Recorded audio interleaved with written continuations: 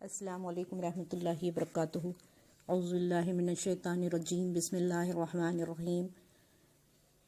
قال اللہ تعالی فی الکتاب المبین انی جاعل فی الارض خلیفہ، سورہ بقرہ آیت نمبر 30۔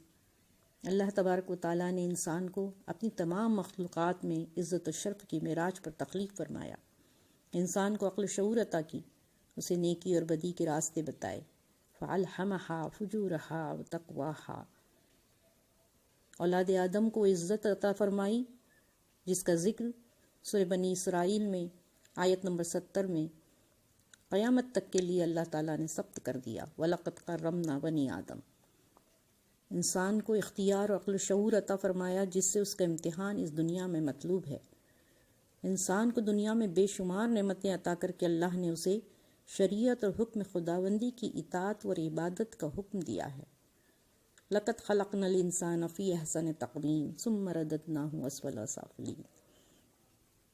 ساری دنیا کو انسان کے لیے مسخر کر دیا، اور دنیا کی تنظیم و تدوین اور ثقافت کی تعمیر کرنے کے لیے اللہ کے حکم و قوانین کے مطابق کرنے کا حکم دے کر انسان کو مسئول بنا دیا ہے، یعنی اس سے روز قیامت اس کا حساب لیا جائے گا۔ اسی لیے نیکی و بدی کے راستے اللہ رب العزت نے واضح کرنے کے لیے سلسلہ رسالت اور وقتاً فوقتاً اپنے ہدایت نامہ ارسال فرما کر انسان پر حجت تمام کر دی۔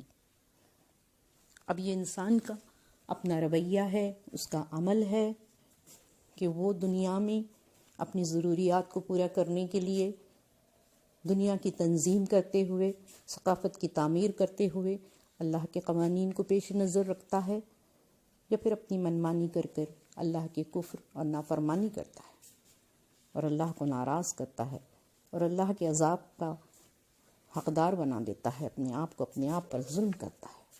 اللہ نے اس کائنات کا جو انتظام اس کے سپرد کیا ہے، یہ ایک امتحان ہے۔